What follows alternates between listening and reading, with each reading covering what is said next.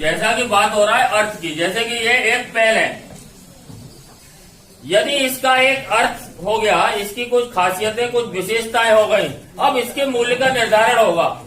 अब इसके समकक्ष कोई ये दूसरा पेन है, सपोज इसका मूल्य है 22 रुपए और इसका मूल्य है 5 रुपए, तो ये अंतर कहाँ से पैदा हो रहा है? ये अंतर जो है, जिस तरीके से ज्यादा तापमान है और ये कम तापमान है, तो ज्यादा तापमान से कम तापमान की ओर आपका ऊर्जा का प्रभाव होगा। ठीक उसी तरीके से ये ज्यादा मुद्रा है, ये कम मुद्रा है, तो ये वेरिएशन कहाँ से पैदा हो रहा है?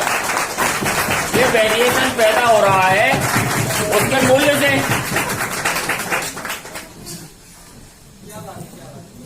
अब ये मूल्य का निर्धारण कैसे हो रहा है? ये मूल्य का निर्धारण उसके गुणों से हो रहा है कि उसके अंदर क्या क्वालिटी है।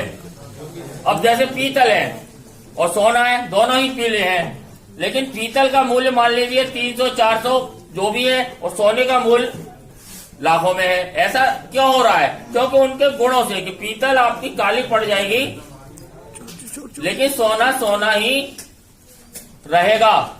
इससे आपके मूल्य का निर्धारण होगा।